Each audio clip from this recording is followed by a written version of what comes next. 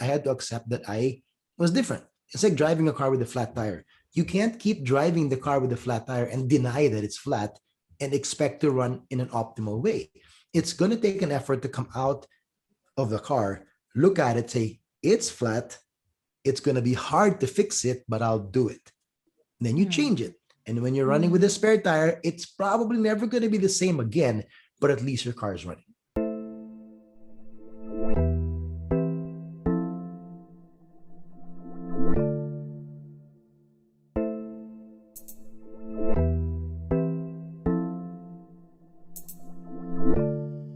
Hi everyone, it's Cassie. Welcome to the Ambitious Drive podcast. In this episode, we have the North and Latin America News Bureau Chief of ABS-CBN, the largest broadcast and digital network in the Philippines. And I can't help but feel proud to have been called as his friend. He's a mental health and wellness advocate and one of the country's best news anchor, sportscaster, and journalist for over 20 years. Just to share, he and his family are one of my favorite people on the planet. In fact, I call his wife mommy as well. Started to even call his big sister Ate. He's been the most supportive in almost all of my crazy entrepreneurial ventures. It's also funny how we actually met, but thank God to the internet. We co-hosted the very first Twitter festival in the country. He was also our cover guy to our magazine. My friends and I decided to put together a long time ago. Let's not talk about that anymore. But I managed to keep my cool when he said yes yet again to be part of the show in a heartbeat. I'm just so happy with that. I invited this kind-hearted, brilliant, talented, funny, and supported human being because his work is more than just reporting. I always tell my friends also that when you talk about this person, he is filled with integrity. His work is open, smart, brilliant, and observant. He always centers his efforts to raise awareness and preventive measures for health, wellness, and mindfulness. I cannot wait for you guys to listen to this special interview. I know you'll find him inspiring and interesting as I do. He's also going to answer a few of the community's questions, so stay tuned. As Vision Lakiani said when they met in LA, oh, so you're the journalist. Today, I'd say I'm proud to be called as his friend. Dear Ambitious Tribe, we have here TJ Manotoc. Hey, TJ, I'm so excited you're here. Hello, Cassie. Thank you for having me. I was so excited to, if you were saying you're excited, I was excited when you said, you wanted to guest me in your podcast, which is wonderful. I mean, I know just some of the names you've had before, and it's an honor, it's a privilege, and I love podcasting. I'm probably gonna put one up on my own soon. So, but I just love the long. I will. Don't worry about it. You'll be the first to know. But I love these conversations where people can really listen in, and and learn from each other. I mean, when I've been guesting in some podcasts, we engage in a conversation. It's not just a strict Q&A, and I've been learning so much. So, thanks for doing this. So proud of you. So happy for you. Thank you so much. I was a little nervous as well because, I mean, I know you and I are friends, sure. But iba pa rin kasi because you are a journalist, your things together, there's certain, all these things. And I was like, you know what? I might not just not think about it. This is my show. Why should I even bother? Yeah, But of course, I'm so happy. And I just wanted to say congratulations also. I just heard that you were part of the 15th annual MIT Sloan Sports Analytics Conference. Oh, yes, that is huge. That was pretty exciting. Yeah, that's, as you said earlier, thanks to the internet, that's how we met, right, on Twitter. Right. And I don't know, I was awkward to ask, but I was noticed by Daryl Morey, who is the president of the Philadelphia 76ers, and he is the founder of the Sloan Sports Management Conference that's been going on for 15 years. And one day I just get a DM from him inviting me to join the mental health panel, and he wanted to make it as diverse as possible and not just focus on the players. So, I was like, okay, I was the journalist who has an experience and advocacy. I'm like, great. So I was there with Shane Battier, one of the best, collegiate and NBA players. And he played for Eric Spoelstra, our kababayan of the Miami Heat, won a championship with them. And as well, Kevin Warren, the commissioner of one of the NCAA conferences here, the Big Ten. So just the three of us. And I was so humbled to be there on that stage. May have been virtual for now, but to speak there and share my story and to see the commonalities of what we all go through, whether you're a big time athlete, you're a journalist, you're, a farmer or an entrepreneur, everybody goes through something on different levels, different scales. And it's great to share, how we deal with them, right? So Yeah. thanks for bringing that up. That was so cool. Yeah, it's Yeah, gonna so come so out cool. soon. It was just exclusive for those who bought the tickets to the event. Ah, But okay. usually weeks after, they upload all the panel talks to YouTube. Oh, So it'll be out perfect, soon. perfect. Yep. I'll definitely keep an eye out on that. Yeah. Yes. So when I learned about it too, I told my husband because my husband is really more of the sports kind of guy, and I told him about it, and he was like, "What? That is some big shit." I was like, "Okay." Apparently, it's a big deal. Okay, all right. Okay, keep your cool. It's like, yeah, that's so huge. And then he saw that you were in the same stage as the vice president of Miami Heat. He was like, oh my Shane, gosh, yeah. that's so Yep. almost right. Yep. So you've accelerated your career so much, and I'm just so really proud of you. I can't stop saying that. To teach, you know, I mean, we are the ambitious tribe in here. I mean, this episode is really, I mean, this podcast is really more on pursuing your passion, your endeavors, and your ambition.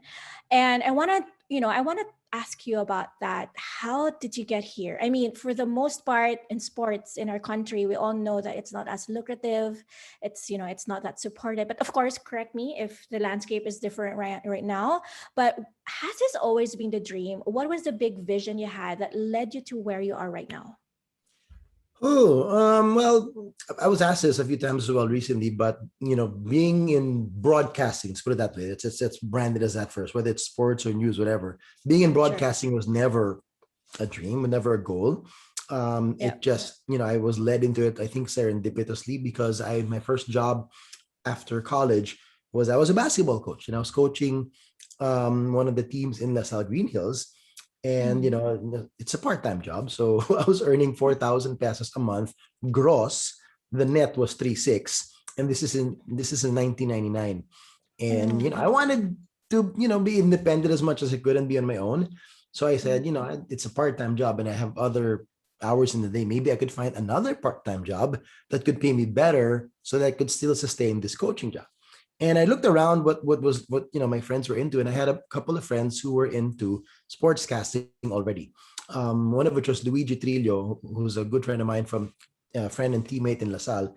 He was Mm. into sportscasting at that time, as well as his wife, Ria Tanwatco Mm. Trillo.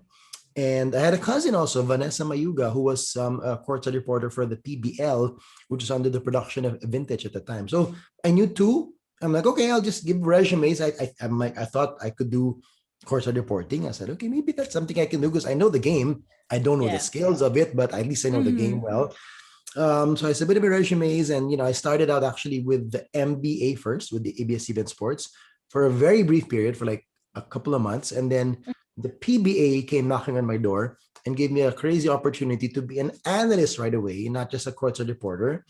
And they took a gamble on me Wow. because at the time, Vic De Rosario was heading the production of the PBA. Then Viva Vintage became a merger. So he was Okay. calling the shots, and there were two openings, which is rare because there was a new team called Red Bull, and they got two of the regular analysts before. Yang Giao became their coach. Andy Mm. Howe became their assistant team manager. So there were two vacancies on the regular slot of analysts, which is so rare. Like Kinito Henson's still there, right? He's been there for the longest time, and it's rare that anybody leaves. And Vic De Rosario told the late Ronnie Nathaniels that he wanted some young blood. I mean, being the showbiz guy that he is, no, he wanted some young blood and to gamble on young blood. So that's how Paolo Trillo and I got the Yeah. break. I think we were two of the youngest analysts ever in the PBA. Imagine we were 23 years old. If it happened today in this day and age, we would have been crucified on Twitter, that's for sure. Being too young, who are these guys? They're Yes. not former players. What do they know about the game? This and that. But thank God there was no social media at the time. There was Pinoy exchange, but I wasn't into it yet. So good. I didn't hear all the chat or whatever. But at the end of the day, then I fell in love with broadcasting.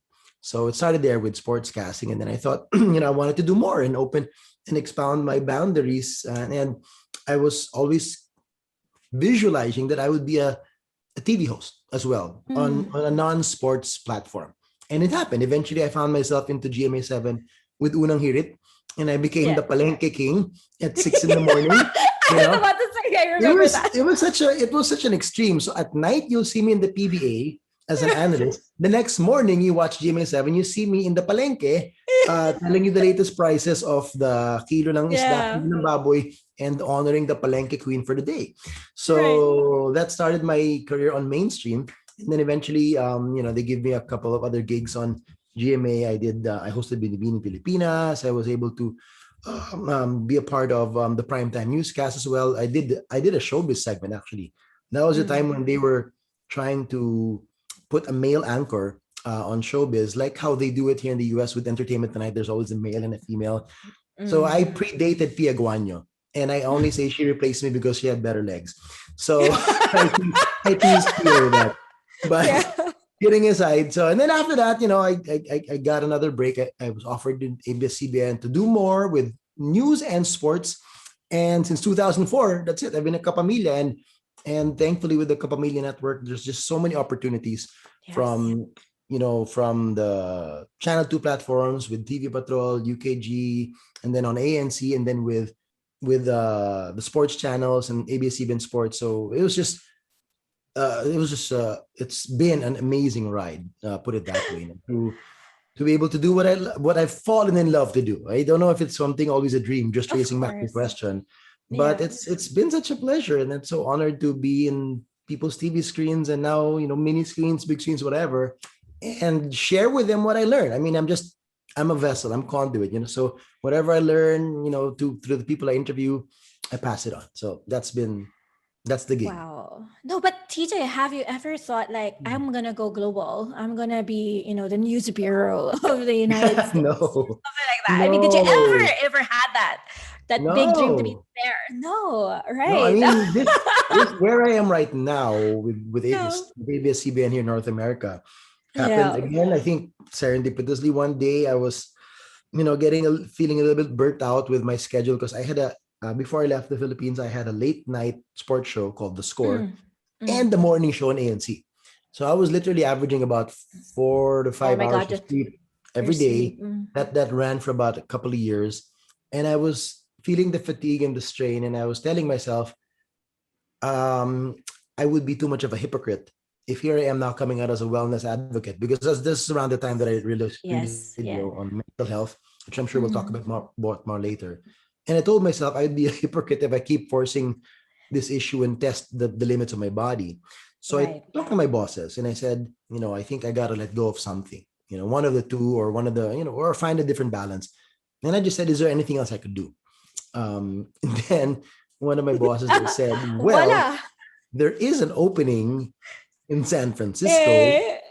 And then that was it. And then one thing led to another. We talked to the senior VP, and she said she loved the idea, and my family was game to come here as well. I had some family here at the time, so it all really fell into place Held to and at the face. perfect time. So that's how I'm here.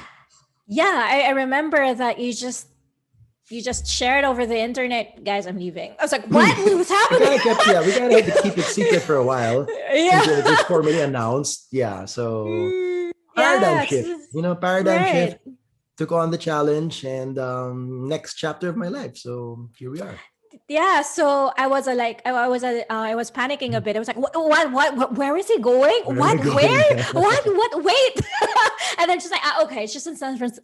Okay, he's good. And he's still in ABS. Okay, he's fine. I thought you were changing gears, changing Mhm, careers. I was like, what is he doing? Is this for real? But it's mhm, nice to know that you stepped up and you were able to move, the expat life with your family. But with having to hear your story, TJ, something that I really recognized in here is that you never ever bragged about your surname either. I've got questions from the community as well mhm, about this. Like, how did you separate yourself and you build your own identity? I mean, you're the mhm, child of a beauty queen and a son of a notable political family. I'm not sure if you're still getting this question, but mhm. how did you separate yourself from that? I mean, you never, it wasn't on your narrative when you were sharing your story a while ago. Can you Mhm. tell me more about that?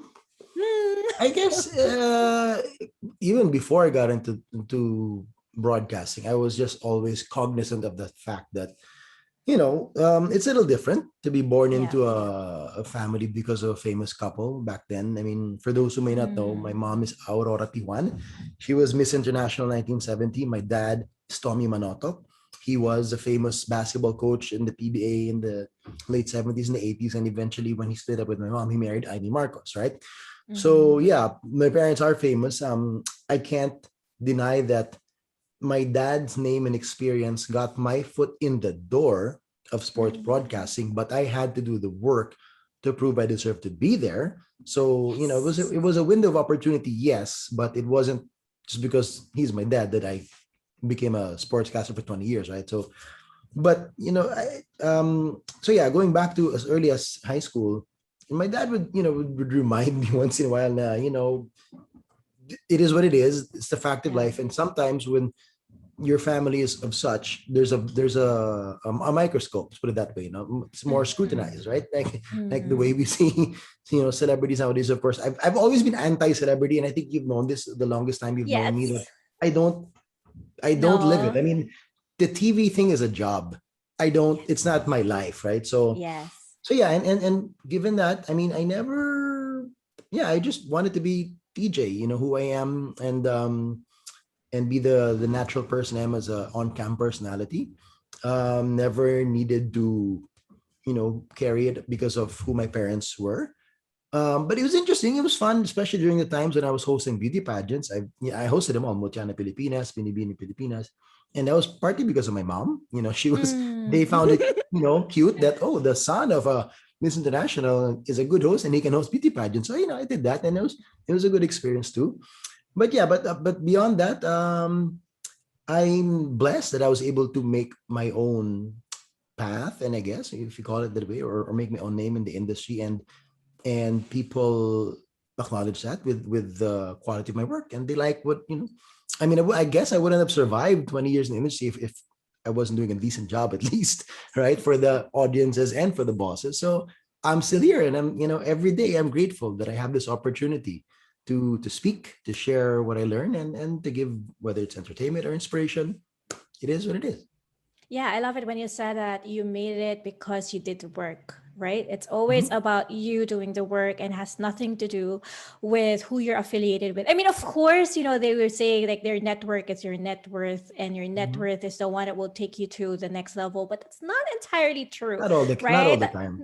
Not all the Yeah, time. not Yeah. all the time, right? And it's Mhm. even like I think it's synonymous as well to sports, right? Like even if you Mhm. are maybe the son or the daughter of a prestigious NBA player doesn't mean that you It's can be an actually NBA harder, player. Cass. It's Right. harder Tell me about it. because there's Yeah. more pressure.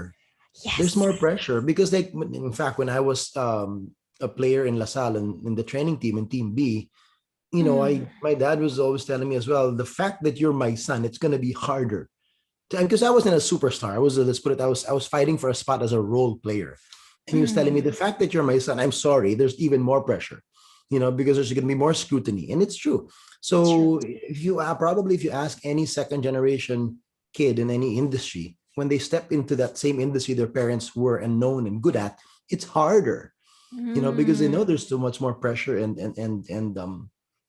criticism, whatnot. I mean, thankfully nowadays, hopefully this younger generation's more into mindfulness and positivity and being in the moment. If they can zone out all the outside criticisms, and great. But it is what it is. There's really a lot of pressure when you're the next generation. Yeah, and going through that pressure, right? Let's dive into that mental health space now.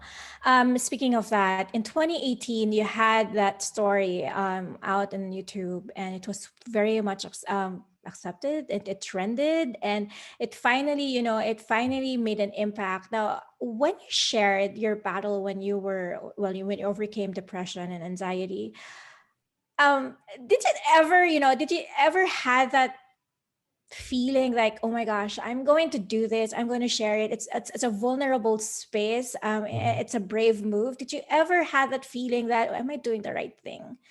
I mean, the pressure of it all. I mean, Mhm. again, number one, you're the son of a beauty queen, the pressure of being the son of your dad and being a journalist. I mean, it's just so many heavy Mhm. load on your shoulders. Mhm. How did you get there? I mean, what made you say, you know what, I'm gonna do this, I'm just gonna do it? Actually, a couple of things. One, I felt that first of all, as a journalist, the backstory to that is, as a journalist, Yeah. uh, um, around So about 2013, 2012, around that time, there was a very, I keep saying serendipitous moment because there's a lot of these in my life. There was a very serendipitous moment that I It had to is. interview Jeannie Goldberg, who was the Yep. then founding at the time, the Natasha Goldberg Foundation. Yes. And the show she was guesting on was the show called Rundown on ANC. And it was really Seth Drilon's show. I was just her, I would call myself the Chuwari Wari Wap, which is basically the, the segment host guy. I was doing the sports segment and social media and tech news of that newscast. But the format of the show Mm. then was news and an interview. Okay. So there's always a chunky interview in the middle. And on the extreme chance that Seth would be absent last minute, I would have to fill in. And that was that Mhm. one night. She was stuck in Wow. traffic in EDSA, and the Wow. producer said, I think it was like already 7:45. The show was live at 8. And the producer said, Cess isn't gonna make it. TJ, you're gonna anchor tonight. I'm like, okay, who's the guest? And they said, oh, it's Jeannie Goldberg. She's gonna talk about suicide prevention and mental health awareness. And I'm like, in my mind, I'm like, okay, I got this. Nobody in ABS then at the time knew what I went through in my teenage years and in college. And I was like, Yes. don't worry, I got this. And add to the fact that I actually met Jeannie before because she's a friend of my mom's. So she comes along and we start, the interview. A minute or two into it, it became a conversation, not just an interview. And I opened up about my experiences Yeah. live Yeah. on TV and ANC, and everybody was like, what What's just going on? happened? And they're like, what just happened? I mean, you back in 2013, this is unheard of. That a news anchor would just be so candid and talk about his mental health experiences when it's supposed to be him interviewing the subject. So it is what it is. And after that, Jeannie got great responses. We got great response for that, for the authenticity, for being brave to come out about it. So that was the first time I came out with it, not as grand as the way I did it in 2018. So Jeannie invited me to give a talk after that in Las Aldas Marinas. I don't know, probably a few weeks after that or a month after. And that's the first time I shared my story live to an audience and got really good feedback afterwards. People came up to me and thanked me for inspiring them, and just the mere fact that I talked about it and they felt, they could identify with somebody, and that really struck me. And so at that time, I told Tita Jeannie, I said, Tita, you know what? I think I'm going to write a book about this experience. And I said to her, I want to make this promise to you that when I write this book, I want to give the proceeds to the NGF. Okay. And she's like, wonderful. Thank you. And then procrastination hit. I put it in my Yeah. back pocket, and it was still always there in my mind. And it just kept rolling along. In 2018, a year before that, I turned 40. And that's when I decided I wanted to give a gift to the universe. Let's put it that way. Yeah. Throughout that time, I was the journalist in ABS-CBN who the newsroom knew that I, had mental health struggles, and I could do stories about mental health compassionately. But unfortunately, 90+% of these stories were about suicide. Yeah. It's when people die. It's when people commit suicide Yeah. and people give up. And so it came to the point that I got frustrated that is this the only time that we talk That we about talk mental about health, it. when it's somebody giving up and at the end of the rope, right? And I said, there's 90+% of us who are okay, who go through these things, and we're striving and thriving. Why isn't the spotlight shown on us as well? So I said, it's time to change the narrative. And if I have to do it as one of the few who do it, then I'll do it. So I said, time to tell my story. And I felt honestly it was really meant to be. And it all circled back to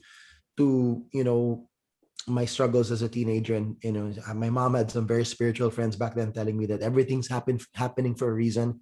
And I truly believe them. And I didn't realize that reason would reveal itself to me in 25 years. So 5 years.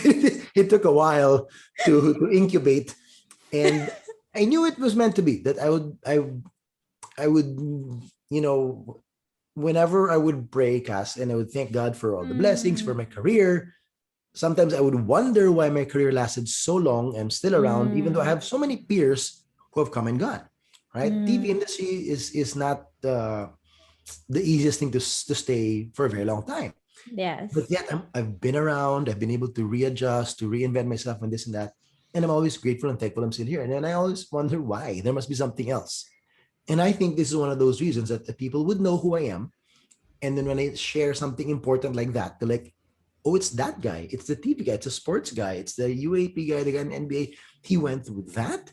So I felt it was a calling for me that I had the platform to say something important that could be inspiring, that could break some, taboo, and could break the bring the darkness into the light, so to speak. Mm, And that's why I did it. So I mean, it's always a long answer, but that's really the yeah. timeline from the interview with Jeannie in around 2013 to turning 40 years old. I wanted to give the universe something. I wanted to change the narrative about mental health. It shouldn't just be talked about when someone dies, but we should talk about those who are thriving, who are surviving, and let's share, what we're doing to make each other better every day.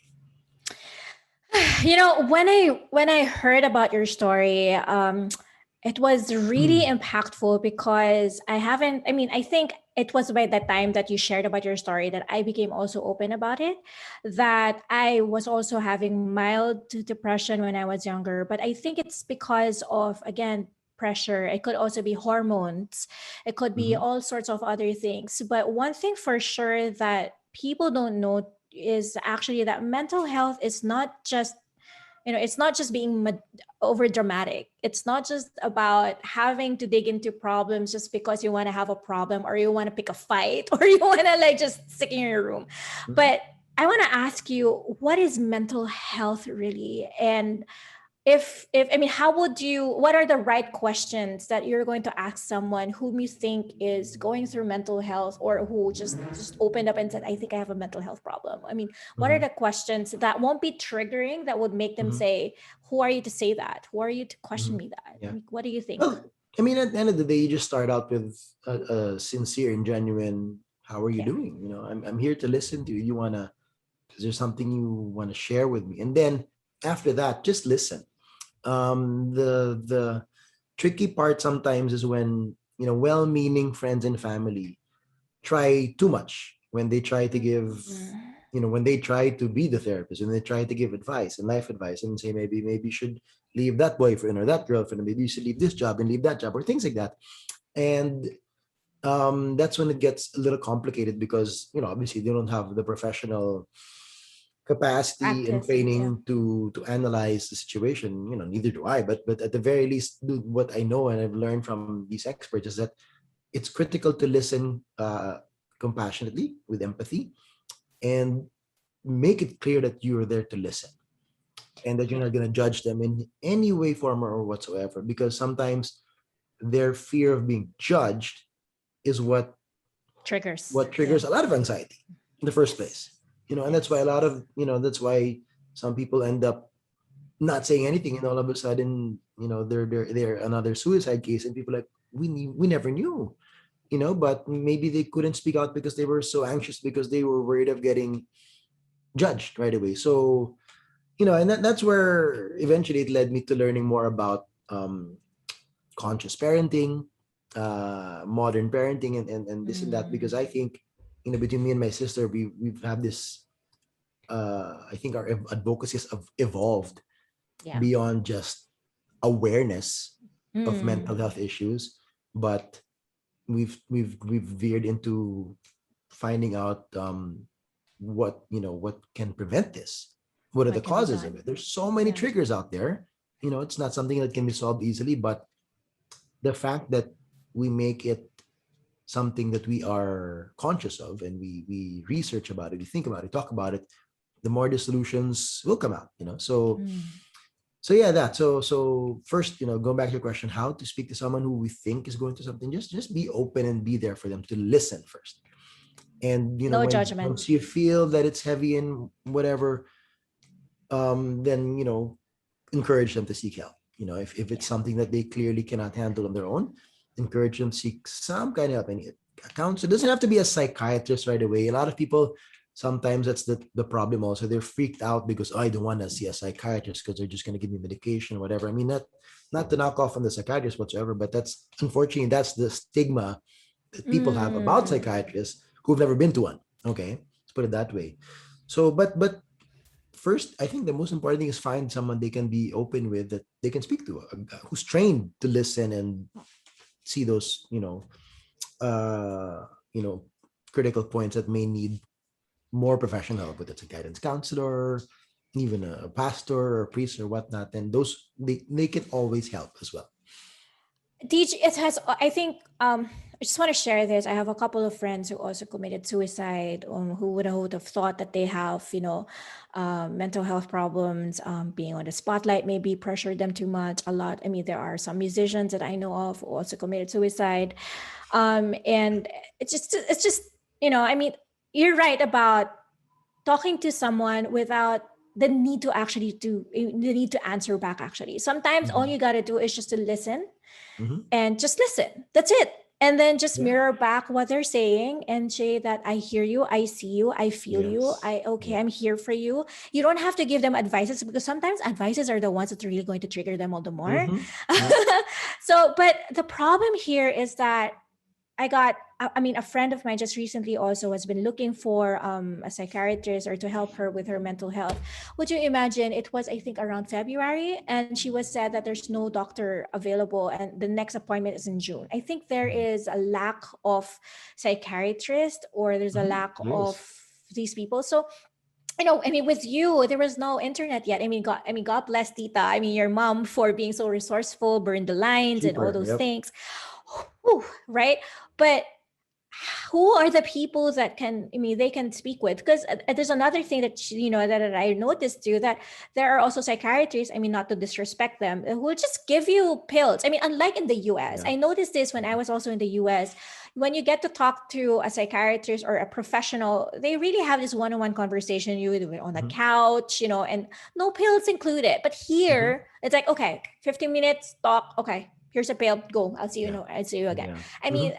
what are the problems that you've seen? I mean, you've experienced it, right? What are the Mhm. other problems that you think that we have yet to solve, and are there already some changes that happened? I Well, mean, first of all, what do there's you really think? a lack. I don't Uh, know the number, but I know there's a there's a room for target growth. Yeah. proportionate. There's a target proportion of X amount of the population. There should be X amount of uh, mental health professionals, okay, who can Mm. handle these cases, whether it's a range of at least guidance counselors, trauma counselors, psychologists, psychiatrists, which by the way, a lot of people forget to talk about the psychologists. Because in Other fact, in my case, psychologists. it Yeah. was a psychologist who was the one who helped me the most during my Okay. time. Rather, although Okay. I did see a psychiatrist a couple of times as well. It's the difference for those who are not aware. The difference is the psychologist does not prescribe any medication. But if the psychologist feels that I cannot handle this particular patient, then he or she elevates it to a psychiatrist. If it's something that that they really need medication to pull them back in, and so that they could be conversing, Mm. properly and whatnot. So yeah, so that's one. The proportion is I know in the Philippines is nothing near where it should be. That's one. Secondly, uh, I when I read recently, I read the book of Johann Hari. So he Mm. is this British journalist who wrote the book The Lost Connections, and it's an incredible book, discovering what he claims are the 9 causes of depression and anxiety and how we can solve them. And Mm. basically, the whole book is an exhaustive investigative report where he dug up such a huge amount of amazing research that apparently had been under the radar and under the noses of a lot of experts, Mm. that talk about the different causes of what had triggered a lot of people's mental health illnesses, right? And what brought him to that journey is because he has been diagnosed with depression for many, many years. And his biggest frustration that his doctors in the UK were what you said, they never spoke to him. They're like, here's the No. drug. And then he'll feel good for a while, and then he'll go back and then they'll say, here's a stronger drug, and then a stronger and stronger. And he was drug dependent for almost a decade. And he's like, is this just the cycle that I have to go through that everybody goes through? And then that's what he did the research. So I don't want to spoil it. It's a great book. Read it Hmm. or listen. I listened to the audiobook. It's an amazing audiobook because he's got a cool Okay. British accent, so it's pretty cool. I'll But I tag kid you that. not, guys, I lost count how many times my jaw dropped with some nuggets of information and research that he dug up, whether it's regarding the pharmaceutical industry, whether it's regarding Mm. some natural methodologies that people could alleviate themselves or the mental health challenges. But it's amazing how he just zeroed in on how depression and anxiety is the symptom. It's Mm. not the sickness. Yeah. There's something else that's there's Happening some in wire there. Yeah. connection that's not right. And it's not always that the chemical imbalances. Yes, there are a significant proportion of the population that have mental health issues because of chemical imbalances, but the vast majority are not. The vast Huh? majority apparently are societal problems, whether it's a lack of, and Environment. these are, yes, but Okay. not just physical environment, not just environment to the earth. The That's people you're one. with. The Yeah. The people people you're you're with, the work with. you What you do, watch. Yeah. exactly your Five physical. senses. So it's a lot of it's in there. So when you read through it and you realize, wow, okay, and then you'll understand how it truly, and it brings it back. It validated what I was talking about in my video, finding balance. Yeah. Because when you have that balance in your life, whether it's with your physical health, your mental health, your friends, your family, your work, whatever, then you'll feel it. And that's why I think, that's one of the reasons why I think I've been free of any major attacks in the last 20, 25 years, because I've been able to find that balance, and I've been able to do away with my triggers and to do away with the stresses of life, really, and I've learned to accept some. We can dig into this more later, but acceptance is Yeah. such a huge word that means so much more to me than it on the surface. So yeah, that, I mean, if you find out truly that there's more to depression and anxiety than it is just chemical imbalances, a lot of people will be better. But also it roots back again, like what I said earlier. When we understand that that's the given, how can we prevent this then we Yes. need The improvements prevention. in we need improvements in education, we need improvements in parenting, we need improvements of work culture, we need improvements of our physical environments as well. So there's so many things that when you realize that these are the things that you can help improve, after you do all of these, like, you realize how much better you'll actually feel. This is Okay. so good. This is gold, DJ, because something that I also personally I want to really prescribe, but personally say to almost everyone: choose the people that you're with, choose the things that you actually listen to, Mhm. choose who are the people that you actually surround yourself or Yeah. talk to or you went over and all these things, and choose the job that you're actually in also. Yeah.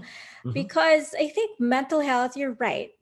Mental health is not just about your hormonal imbalances. I mean, of course, it Yeah. play a huge role. It could It play a huge does. role, Yeah. right? Especially for women who have polycystic Mhm. ovaries. I've learned it along the way. But I think it's really more of like having the choice to also surround yourself or to take yourself out of that situation. Mhm. Except that some people choose not to be out of that situation or don't know Yeah. how to. So the Yeah. prevention is really something that matters. But I think prevention also equates to mindfulness. I mean, I don't know if that's the Yes. same equation That's that a you big part of understand. it. That's a huge part of it for sure. Yeah. I Right. So mean, yeah, go ahead. no, no, you're saying go for it. Yeah. Yeah. So with mindfulness, like, let's get into this mindfulness. But I'll ask you first. Do you still get? I mean, you just said you don't have attacks, major attacks, Mhm. but do you still have this? I mean, you're a human being. Do you still have episodes of being bothered by low feeling, stress, sadness, or has there ever been like, especially now you're in the world with giants, also like ever questioned yourself, like, okay, can I really do this? When is it gonna happen? And I mean, do you still Mhm. get those conversations, and how do you actually screen them or filter them out? I mean, Mhm. what do you do? No, I don't. And you know what? Wow. This all started when I was in college. I mean, it was shortly after my worst episode. I mean, if you see it in the video, my worst Mm. and last one was that I was hospitalized. I was put in the psych ward and all that, and I had a paradigm shift, and I really had some Wow. very Mm. big decisions to make in terms of changing my mindset. One of which was accepting um, my situation, and it actually is Yes. funny because it roots back to the very first anxiety attack and week of insomnia that I had, and the very first mentor that I had. His name is Max Ricketts. The last name may sound familiar to the ones who are baguettes like us. He's the dad of Ronnie Ricketts, okay, the Rickets, action star. yes. Yeah, But Tito Max Ricketts was at the time, he was a survivor of manic depression, and he was giving free counseling to people who had depression, anxiety, even those with cancer and AIDS, because they also go through depressive moments. And he was giving counseling twice a week for free in Santuario, San Antonio, and Makati. And my mom was referred to him, and he was the first people that I was brought to. And when I first saw him, I was like, oh my God, you're alive and you went through worse than me. So actually looping that to my video, that was one of the reasons why I wanted to do that, because I wanted to be what Max was to me, to people on the Mm. internet. They can see somebody going through it, because there was no icons on mental health survivors. We had icons of breast cancer survivors. For AIDS, there's Magic Johnson, all these, and for diabetes, there's Gary Valenciano. There's so many other people who have championed their illnesses, but we never see anybody who championed mental illness, right? So that was one thing that Max was to me. So, but the first thing, the biggest thing that Max taught me was acceptance. And he taught me the power and the science of affirmations. And he said, Iho, you have to first accept yourself. And he told me to literally write this down on a piece of paper, say it to the mirror in your mind, and say to the mirror out loud 10 times. I accept myself. And he said, do that 3 times a day. Make this your mental vitamin. And at the time, it's like, okay, I'm just going to listen to you. I'm desperate for anything that can help me. And it took a while. And I guess what happened was it eventually embedded in my subconscious. And when I realized what the problem usually for most of, a lot of us who go through this at the first instance is, it's difficult to accept because we're trying to find blame. It's like you were thrown into a pool and you don't know how to Yeah. swim. And you're saying it's your Mm. fault. It's my dad's and my mom's fault because they split up. It's the fault of this school because the academic demands are so hard. It's the fault of this. So you have all this blame pointing outwards, and you fail to realize most, if not all of those things you point to are factors you have little or zero control over. Control. So therefore you have to accept that they are how they are, and how do I deal with it from now on. So that was such a powerful thing that I had to accept that I was different. I had a bit of a chemical imbalance. I had my societal triggers, and there are things that I couldn't change, but I knew I had to find a way to learn to be well and to deal with it. And it's like Yeah. the analogy I always give when I talk about this in my talks about acceptance. It's like driving a car with a flat tire. You can't keep driving the car with a flat tire and deny that it's flat and expect to run in an optimal way. It's going to take an effort to come out of the car, look at it, say, it's flat. It's going to be hard to fix it, but I'll do it. Then you change it. And when you're running with a spare tire, it's probably never going to be the same again, but at least your car is running. So that's the analogy I give about acceptance and dealing with what has been given to you that you have little or no control over. So in college, Beautiful. I realized that I'm like, okay, I got to let go of the stress. It started with school. I said to myself, I'm not going to let pieces of paper with a grade to define my life. So I decided to just learn and not try to get a grade. That's how my mind shift changed with education. And so I relaxed. I mean, and I didn't mean I got lazy, but I relaxed in terms of I wanted to learn and participate. And yeah, I took my time. Like in LaSalle, I would sometimes take 9 units. In my Yeah. last 4 terms, I had 9 units because I wanted to take my time. And I didn't want to pressure myself. I had classmates who had 24 units every semester because they wanted to graduate in 3 years. I'm like, okay, why in the rush to get out of there? I'm like, again, difference of opinion in terms of the pace of education. Let's put it that way. So that's how it began, Cass. So I learned right then and there how to understand what I can control and what I have little or no control over. And those that I have little and no control over, I refuse to let anything about it stress me. I'll still try to do things, to talk to people and whatever, but I know I can't change them and force them, whatever. But there's a boundary that I put that I can't stress over it. I'll do what I can, but I shouldn't stress over it because it's not good for my health. It's Right. not good for my mental health. And I think honestly, that's what alleviated me of all of my triggers the last 20, 25 years. Teach, how are you applying this with your family? Well, same thing. I mean, even if they are the individuals that they are, my mother, my dad, my sister, my wife, my kids, and if they are going through something, whatever it may be, stress with work, stress with the relationship, whatever it be, I'll be there as much as I can to give them the best advice, to be shoulder to cry on, someone to listen to them. But at the end of the day, as like, and a lot of parents need to hear this, you can't change your child. Yeah. You were given a human being as a human being. Yeah, you have some DNA in there. Yeah, your blood is in there, but they are not you. Okay, Yeah, so I you can't. remember, I remember too that when you said about you changed the education of Mika, it's Mika, Well, from right? the Your very first? beginning, Yeah, we knew that we wanted them to go through to a progressive school. So they've exactly. been Montessori, educated from the very beginning. Yeah, So yeah. But I no, but refuse to. I remember that you listened really well on what her needs are. That I remember you shared something about Mhm, um she was getting headaches at 9 in the morning or something like mhm, that. And then what you did was you and Rio, what you did was maybe this is not the right kind of setting for her. mhm, And you listened well with that. I mean, okay, let's very briefly before we get into the questions from the audience, in terms of family, because you're a family man, how are you affecting also your children in terms of their mental health? How could parents listen to their children, and how could children understand their parents too? I mean, what is the dynamics that you imposed? Well, not really mhm, imposed, but I think the values that you, what do you call that, practice within the mhm. family. Well, I think the one of the key things there is investing in their relationship as early as possible. Okay. And when it comes to mental health, making it normal to talk about feelings, and to understand how they feel. I mean, when I was, when I was still in the Philippines and I give talks to schools, especially in high schools, it was always my challenge to educators and parents to Mm, realize that a lot of our parents, especially in the younger years, they're so concerned about kids getting physically hurt. yeah. 'Di ba? So, Yeah. wag kang tatakbo diyan, madadapakan ako, masusugatan kang magkakapeklat ka sa binti mo. And it's physical. It's fine. It's physical Yeah. pain. It's physical hurt. And they're so paranoid about that. They're so like, wag kang Mm. mapapawisan sa likod. Wag kang magpapatiyo ng pawis. Nakaka-pneumonia. Magkakatrangkaso ka. Diba? Little things like that.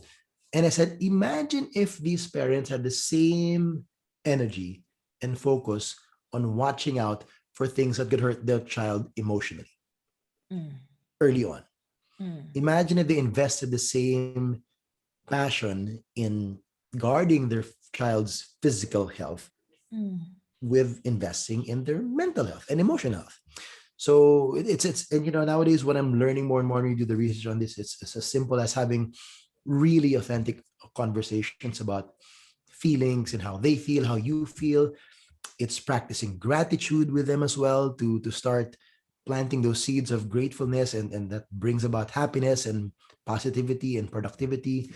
So that's the key. And there's many ways and many things you can do to proactively invest in your relationship with your kids. And I think that's one thing that parenting needs to realize now, that it's not just reactionary. A lot of parents nowadays are a little bit reactionary. Mm. They'll do something when something's wrong, when Mm. something needs to be changed. Oh, you're failing, here's a tutor. Oh, this and that will do this. So there's a way to do it, that you want to be proactive and, Mm. plant the positive seeds that could make your kids more resilient, better learners, and more emotionally aware, and things like that in the end they'll just nurture a better relationship with them. So yeah, I mean that's a That's a good. large can of worms, really, to Yeah. try to dissect parenting in the many ways that it can improve nowadays. But I think the first step would usually be is for them to understand and accept that they're not perfect. Yeah. Sometimes some parents have this aura of, I am your mom, I am your dad, I know what's best for you, just Listen shut to up and listen. me. Exactly. But no, it's not the case. It's never the Yeah. case, right? So No. your child is your child. They are a unique human being. They're a blessing from God, from the universe, and you listen to them too. You try to understand who they are, what their passions are. Just because you and your dad and your lolo were all lawyers, that doesn't mean they have to be a lawyer, right? I mean, I know I have so many people I know who were forced to become lawyers because their dad said so, because it was everybody in the family's lawyer, and now they're miserable. Is that what they Because want? I want it. Yeah. So, those are the things that the Filipino culture of, parents nowadays really have to ask themselves these hard questions. So, okay, so let's circle back to that before we end this session, or this episode, this episode, Session. session. Before we end this episode, TJ, what are, I think, okay, number one, what is the typical life of TJ Manotoc when it comes to fixing, I mean, not fixing, but in terms of managing your mental health, or that led you to having a better mental health space? What is a typical Mhm. day for you? And number two is maybe some actionable steps that anyone can do when it comes to taking good care of themselves. Yeah. Yeah. All right. Well, first of all, yeah. So, uh, a bit of a story from last year in the pandemic, and something that reinforced my belief and gratefulness for these tools Mm, that I have now to make myself mentally healthier.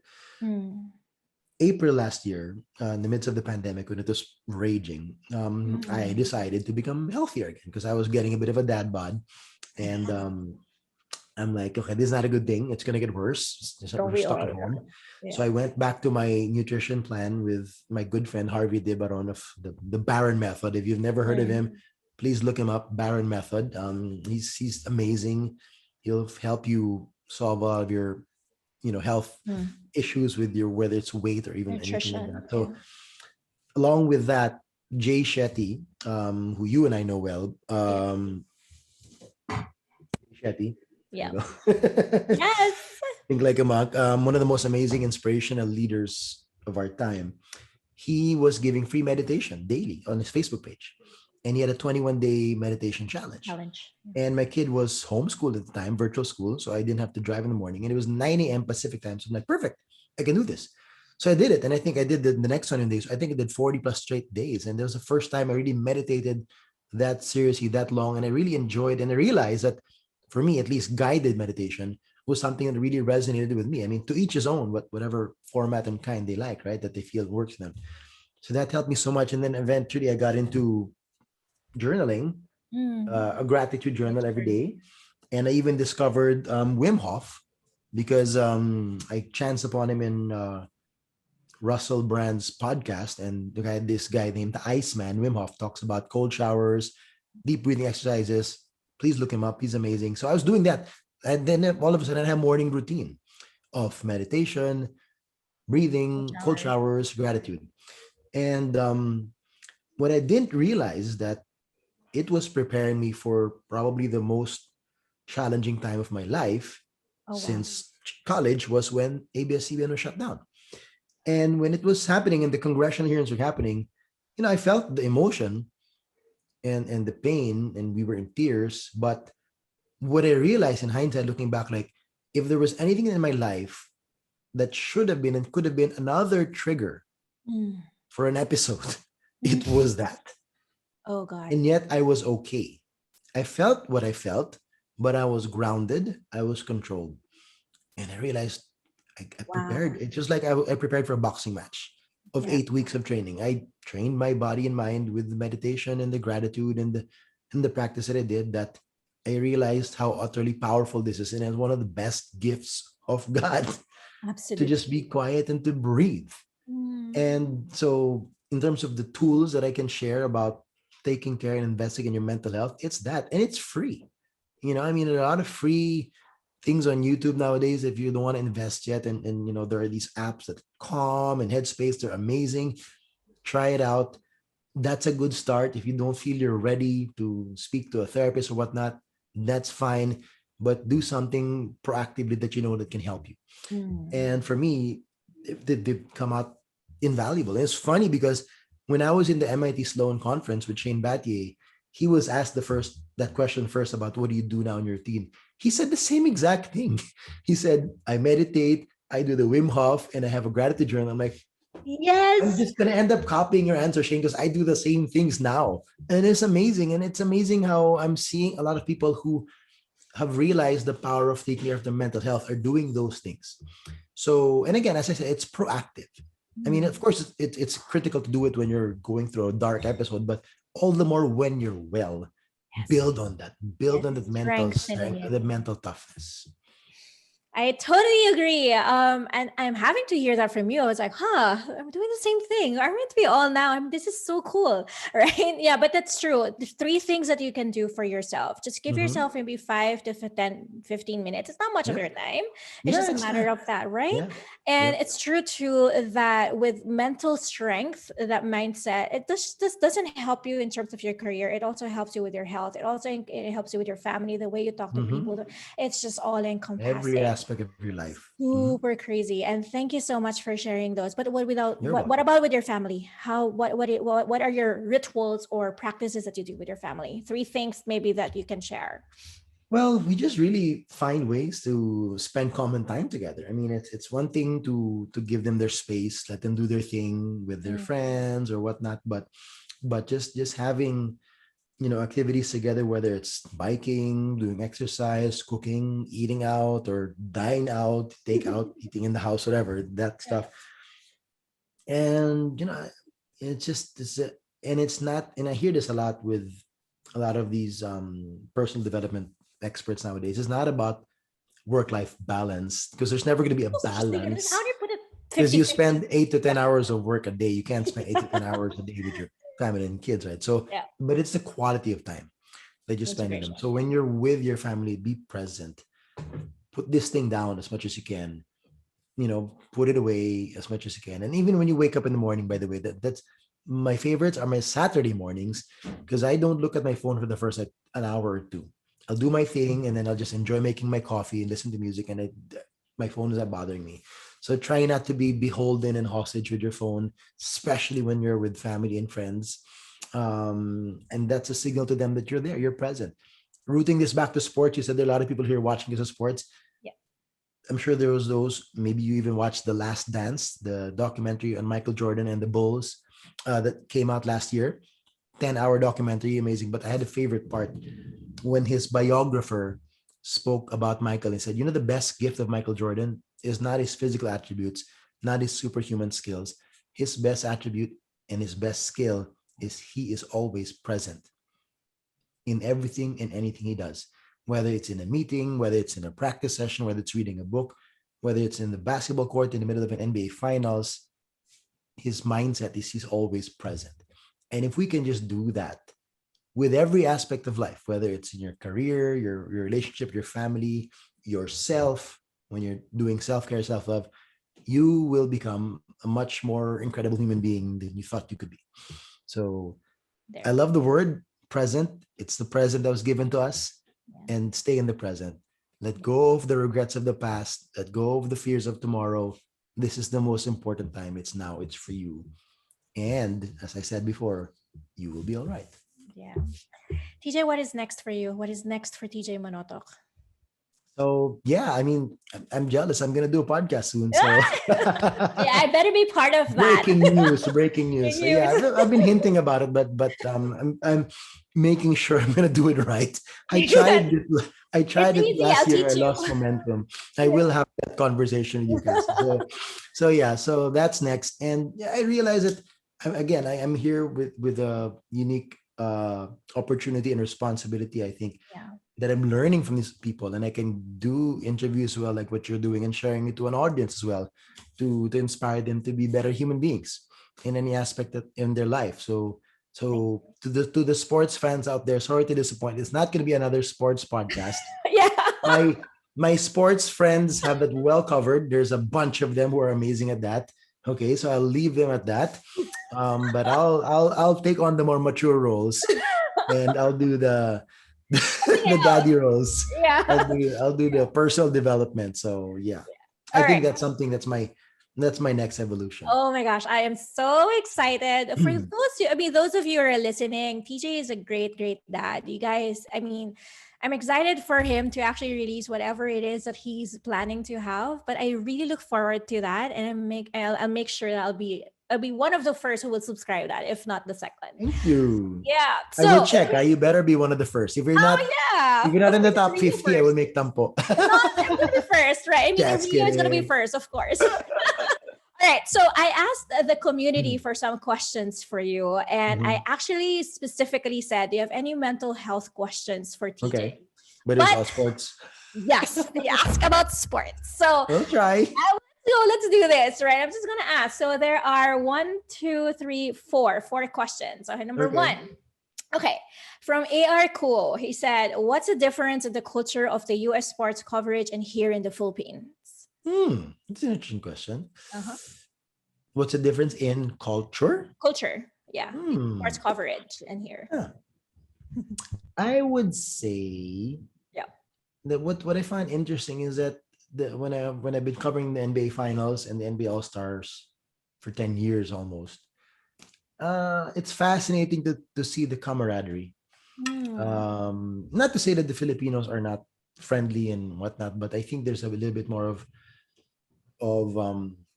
rivalry and protection of space, Okay. in the Philippines. And it's not judging it good or bad. It is what it is. If they're ambitious people who are striving for their goals, but here that's one thing I was able to observe, that there's that love and respect and camaraderie for one another, whether for them from a different network, different newspaper whatsoever. And it was refreshing to see. Let's put it that way. Um, yeah, that's one interesting thing. I guess Might as lose your well. job, so be careful. I'm just kidding. No, but it's cool. I'm But just kidding, and guys. another thing, I guess, is there one thing that the Filipino sports culture can learn from and Yeah, mature into is yeah. that they're a little bit more prepared. They do their research. They take their profession very professionally, very seriously. A lot of them. Sometimes I'm so casual in the press conference, and these guys are on suits and ties. Even though they're not necessarily on-cam talents, I'm like, okay, Oh, jahi naman, I'm not so dressed up, but things like that. So I mean, but I mean, they paved the way. Sports broadcasting. You know, from my perspective, was the U.S. sports scene is one of the icons in that, right? Aside from the European. So yeah, I mean, it's a cool question. Thank you, AR. Cool. yeah. And then he followed, what are the challenges brought about by covering sports in the time of COVID-19? Oh yeah, Ay, actually, that's a syempre, I good question. mean, it's all Zoom. So you don't get to see the events, you don't get to attend the game. So it's very different. I mean, it's different to be there with the energy of the crowd and see it. And it's so it's there's so much to adjust to. But I'm grateful that the sports media community was still able to pull it off so far. Given the Mm, challenges that have been abound by the pandemic, as do all industries, everybody had to adjust, right? But I'm glad sport is back. I'm at least here. I mean, I know in yes. the Philippines it's a different situation, but when you see live sports, it gives you that sense of um, what do you call this? Reality It's that the world is kind of it's back. back. Yeah. I'll never forget the day that I watched the first NBA game that was done in Florida bubble last season when they resumed it. I was like, wow, that was nice to watch a live sporting event as opposed to watching, a TV show on Netflix or whatnot. It's different when you see something live, and it's like, Back. Yeah. life is back, life is alive. So, But the so yeah, that audience, was cool. though, there's not much audience, right? It's just the game, and then Now they're starting to come back. I mean, a lot of the stadiums are allowing about 20-30% audience capacity. So ah, it's getting there. It's getting there. Yeah. welcome back, world. Mhm. Okay, right. Okay, next, Miko Gloria. He asked, "What are the differences and similarities between your interaction with Filipinos and those in North and Latin America when it comes to professionalism?" But I think you've tackled this already. But just in case Mhm. you have something to add on, what do you think is the demeanor and professionalism? What's the difference? Again. So, question He again. asked, what are the differences and similarities between your interaction between the Filipinos and the Westerners when it comes Mhm. to demeanor and professionalism? Hmm. Demeanor. Yeah, anyway, In any industry? any industry, Wow, that's a tough question. Um, or maybe in your industry. I guess it's something that I never personally chose to observe or judge. Yeah. I mean, when I encounter people, whether they're a Philam organization that I'm going to interview or whatnot, I take them for their substance, for what Mm. they have to say, rather than their demeanor. I mean, you encounter varying degrees of professionalism, But but for the what's the most part, Yeah. People who are more often than not, people who are newsworthy are professional. Yeah. They're quite professional in what they have to say and what they do. Um, but yeah, I mean, at the end of the day, I mean, just to root back to this question, that's one thing that uh, sometimes can be a detriment to our growth is when we compare too much. It's one thing to be inspired and to see things we can learn from. It's another thing to be doing comparisons to be critical. Let's Hmm. put it that way. So What just have you like picked up on? What have you picked up on? Like, oh, okay, this is something new. I'm gonna do this. It's gonna make me a better person or a better professional. uh hard to pinpoint that right now, but Top of your head, yeah. Top of your mind. what have I picked up on? I guess, at the end of the day, always improve in little things like listening better. Okay, great. And it's something that's something I've noticed sometimes even as a younger reporter, and some reporters, some even presenters and anchors, they're too prepared with their questions that they don't listen. They have a list of Mm. questions that doesn't become a conversation It's anymore. too They're just like, scripted na. my Yeah. first question, this is my second question, my third, and then they rattle it off, right? Without even understanding what the person has to say, without eye contact, the whatever. And I've been learning more and more and improving on that, I guess. And thanks to technological tools as well, like what we have Yeah. now, transcription tools, like Yes. author. We don't, hindi na uso yung reporter with the reporter's notebook Taking na notes. transcribing short notes. Mauubos ka talaga din. It's really difficult. But modern day reporting is so much easier because you have so many tools to get those notes and transcriptions. It's still great to take notes of a notable moment, Yeah. but you don't have to literally scribble, you Everything. know, Yeah. an interview that's happening in real time because you lose the flow of the Hmm. conversation. So that in terms of, at least in my profession. Okay. Oh my gosh, there's such great questions here. John Gironella. With the Asian hate and diversity as an Asian living in the US, how are you coping with the recent attacks against Easterners? Were you ever attacked? What did you do about it? Are you doing anything about it being in the position as a chief? How are you protecting your children? Yes, chief. What do you do, chief? Okay, that's a lot to unpack there. One is, of Mm. course, it's very disheartening to see. Yeah. I agree. It's rare that I give an opinion.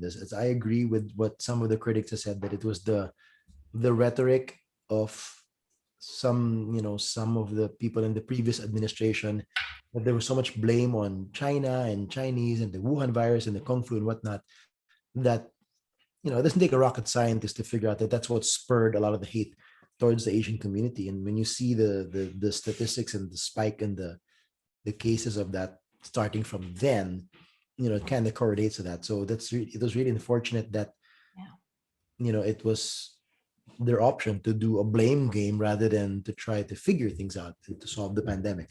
That's Mhm. one. Um, Secondly, how to, it is what it is. We have to be more cautious when we're out and about. Try to avoid places that that are not known to be the safest. Let's put it that way. And just be aware and be more prepared. Try not to be alone, because most, if not all, of those victims were walking alone. Yeah, but can you So live? Can you really live in there? Like, just I mean, how can you not be alone? I mean, how can you live if you're living in fear? I mean, is that what it is right now there? I mean, with yeah, I Asians. mean, I know. I mean, I interviewed one of the guys who was attacked in San Francisco. Poor Oh, guy. He left. He moved out of the state. I mean, he's lived in San Francisco for like 20 years. He just moved to somewhere else. Indiana. Yeah. Okay, so some of them have that such fear now that they're so scared for them and their families that they left. To that, and then, but also, I don't know the statistic on this. I don't know if anybody studied this, but a lot of the attackers also have been some in the homeless community, Ah, and those who are mentally challenged or have criminal records. So, I'm not judging the whole of course. population that are non-Asians. Of course, the vast majority of them respect and love Asians, right? But unfortunately, there are some bad eggs. Let's put it that way. Unfortunately, there are bad eggs who have taken Mm. extreme measures of showing their Mm. disgust towards Mm. another race, and it's unfortunate that way, that it's a lack of education, a lack of empathy, they're doing a lot of things now in terms of tightening policing and this and that, and trying to figure out how to really attack hate crimes. But what the community is searching and yearning for is to solve the root of the problems, Yeah. the root of the perception of another race, or the inequalities and all that. So that'll take time. That'll take time, and I guess things happen for a reason, that now the spotlight is on the color of our skin right now, and to find out what needs to be done, what needs to be understood in society and culture, in terms of giving everybody an equal footing, equal chance, equal respect. Mm. So it's a fascinating time to be a journalist, documenting these, giving everybody a voice now. Are you So yeah, documenting it ba? Like right now? Is I are mean, you not in terms of a documentary, but I mean, we yeah, but do. are In you fact, we just counted it the other day. Since Alani started, we've done like more than 40 okay, stories on anything related to Asian American hate thank you. incidents Yeah. since the last, I think, 2 3 months. So that's a lot, you That's a know. lot. Yeah, So that's that's a a lot. lot. So it's unfortunate that it's been that many, but Okay. that's where we're at. All right. From Alex Estoesta, how does it feel and what is it like to be working as a journalist in a foreign country where, oh, well, I think you've answered this already, but I'm just going to say it anyway. Okay. Just for you, Alex, how does it feel and what is it like to be working as a journalist in a foreign country where practices are different and the culture are different? What are your observations of the media industry landscape, and how was the transition process for you and your family? Mhm. Okay. First, the journalist part. It can be a little intimidating. Let's put it that way. I guess for any industry, for any professional comes in new to a country, I know the feeling now of an OFW. I mean, for coming into a different land, that majority of the people are not the same Mm. race and color and culture, it can get intimidating. That you may look at yourself lesser because you didn't grow up with them in the industry or in their society. Um, in terms of what is the second part of the question? Adjusting with my Exactly. family. Yeah, yeah, adjusting also the transition process for you because of course it's a new Oh, job. well, I mean, thankfully, the Bay Area where I'm at is not something is a place that's not alien to us. I mean, for me in particular, Filipinos. prior to being assigned here, I was here for like once a year for the last 4 or 5 years, thanks to the Golden State Warriors, because they were in the finals all those years. So I kept coming back here. So the Bay Area was something that I was very comfortable with, and of course, there's a lot of Filipinos here. It's not like you put me in the middle of Texas or in the Mm, middle of Midwest. That's a different story right there. That'll be a little more challenging. And same with my kids. I mean, we've had vacations here. They've been around. There's family here, so I'm grateful that it was, and thankful that it was not a difficult adjustment, yes. and everybody was open and excited to come here and try this next phase of our lives together. Nobody was dragged here unwillingly. I'm grateful, thankful for that, because I'm sure there are families that had to go through that Yeah. kind of situation, that the parents were assigned a job here and there, and then the kids were just dragged out of the Philippines and Mm, forced to go somewhere else that they didn't want to. And that happens a lot. happen. But I'm grateful that it didn't, that didn't come into play in my situation. So it was an easy transition, thankfully. So All far, right. so good. Last, my husband just just texted me. He was like, "Oh yeah, he's a sports photographer, and he's really, he just really is a big fan of yours." And so he asked me this: Are you excited with the recent influx of Asian American talents going to the NBA? What do you think is the future of professional basketball and sports in general? Oh, for sure. Like, absolutely. For Jalen Green, who is the biggest star that we're gonna have very soon. He's a Phil-Am, he's really embraced his Filipino heritage. He's been to the Philippines twice. He's played, some high school exhibition games there, and he was part of the G League this last season. He's gonna make the NBA next year as a top 5, top 10 pick. So Wow. as great, and Jordan Clarkson is having a career year as well. He's probably going to be the sixth man of the year. His team, the Utah Jazz, they're the number one team in the West right now. They're in the playoffs, so that's great. And of course, Kai Soto. So it's really exciting to see that. And if you look closely, also the management group that took care of Kai Soto and brought him here, they're called East West Private. If you look them up on Instagram, they're doing their part in bringing Filipinos to the US. So they also have um, Kobe Paras, who Mm, left UP and he's here now. He's training with them. They Wow. have Jack Animan, who's one of the best female basketball players in the Philippines, who played professional for a while, I think, in Japan, and now she's here trying it out here. So they're helping a lot of the Filipinos try to break those barriers. And I've spoken to them. They feel that it's going to take one or two to break that glass ceiling, whether it's Kai Soto or Jalen Green, and more younger Filipinos are going to see that it is possible and that they can dream bigger than just the Yes. PBA. Not to knock on the PBA, but who's to say that, just because you're not born in the same country, that you can't dream as big? Yes. Look at a lot of the Africans who made the NBA. Some of the Europeans who made the NBA. If they didn't dream big enough, they wouldn't be here, right? So it's all about dreaming big and understanding that don't put any limiting beliefs on your dreams. It's free to dream, and let that be your motivation, and work hard every day. Yeah, the world is your playground. Okay, Absolutely. so those are it. So he's still messaging me. Sorry, honey, that's the end of it. So, so I hope you enjoyed our episode today with TJ Manotoc. I know it kind of like segue to sports, but that's just what it is. But of course, our community is very important as well. So I hope that you learn more than just actionable steps and insights when it comes to mental health, resilience, and dreaming bigger, your career, and a lot of things that we tackled today. And yeah, so this is your host, Cassie. Let's have more conversations like this. Drive your ambition, serve love. If you have any more questions, just feel free to just message me, or I'll just gonna direct it to TJ himself. Otherwise, we'll see you next time. Thanks again, everyone. And thanks again, TJ. I appreciate you. You're welcome. Thank you. Bye. Bye.